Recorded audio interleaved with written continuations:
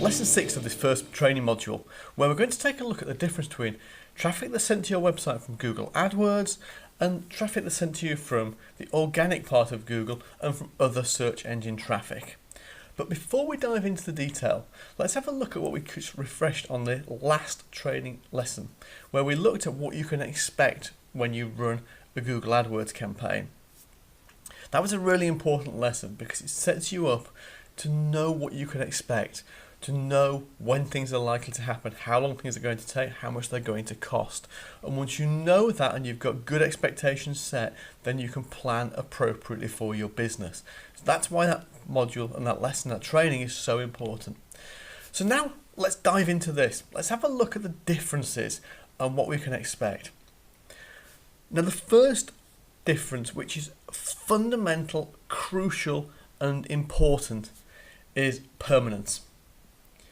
Search engine optimization traffic, organic traffic, whichever language you prefer, is a cost to Google.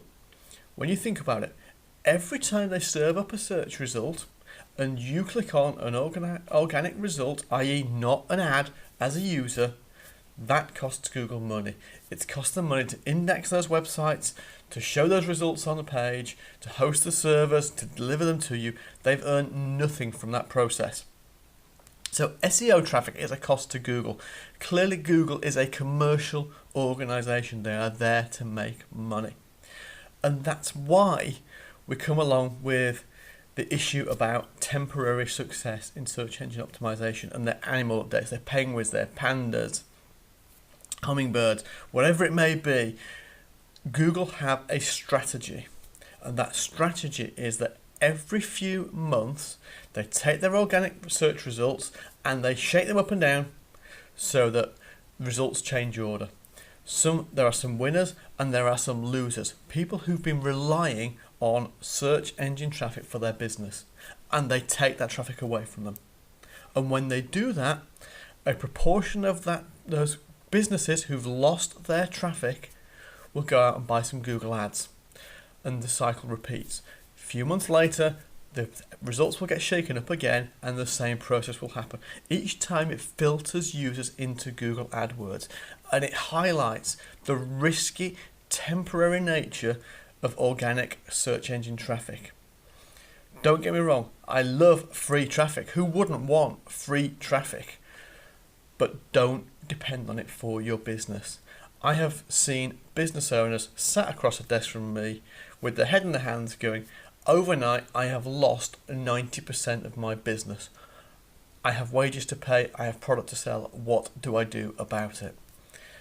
And that's why it's so crucial that you are not dependent upon organic traffic. And don't forget, it is in Google's interest to devalue organic traffic. They want their ads to have more and more value. By building in instability and uncertainty, then that's what they achieve. Now let's have a look at transparency, because transparency is another thing that matters a lot. AdWords, if you run an AdWords campaign, you get a huge amount of data that you can learn about your business. You can learn what keywords drive sales. You can learn what keywords don't drive sales, what devices. You can pick up demographics about the visitors.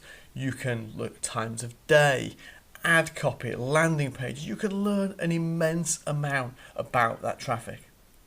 Organic data, even when you're running something like Google Analytics or Kissmetrics or another monitoring platform, there is less data available to you. It's harder to find. You can't get keyword data, for example. So whilst you're paying for AdWords traffic, you do gain a level of actionable data from it that you can't get from organic traffic. And when you try and audit organic traffic, it's really difficult. You can get some sense of what works and what doesn't work, but you can't necessarily see the whole picture, nor can you control it. So another element to look at is visitor volume. Now, people argue about this on a fairly regular basis, but one of the best pieces of information I've seen was some research done by a company called WordStream. WordStream are a huge organisation, particularly in the Google AdWords space. And they did some big research projects, and they found that for commercial keywords, i.e. keywords that drive revenue and sales, which is why we're here, 2/3, about 65% of people will click an ad rather than an organic listing. And that's counterintuitive. There is always a perception that nobody clicks on ads. Well, go check out Google's share price. Go look at their growth charts.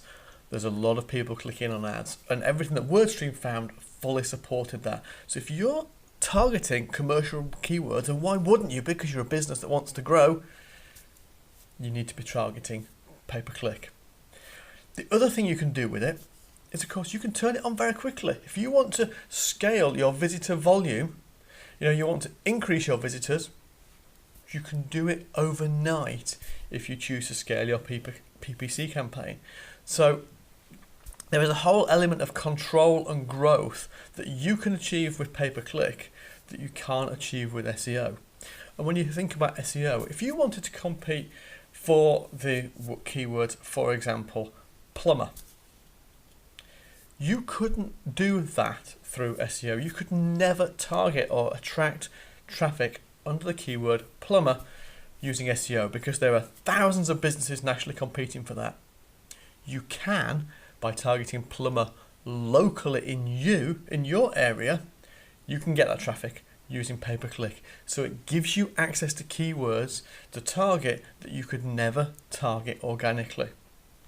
So not only is there more clicks on paid traffic for commercial keywords, there are more keywords available to you to target. So you win twice. Flip side to that, just before we move off volume, is you can turn down traffic. If you need to scale back because you're busy or you've got too much work on, you can scale back pay-per-click. You have no control over organic traffic. Now, visitor behavior, and this is not black and white by any stretch. This is a generalization. But people who are visiting your site organically will tend to be more browsers. They will tend to have come from non-commercial keywords, research type keywords, and we'll cover keyword types much later in the training. But a research keyword, somebody finding information, not there to buy, they're there to research. They're likely to come through organic if you're running your pay-per-click campaign correctly.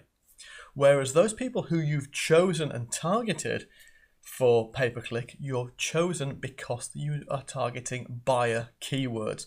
So buyers tend to come through paid, researchers and browsers tend to come through organic. Now that's not a bad thing. We can use those browsers to convert them into buyers over time, but they are a longer buying cycle.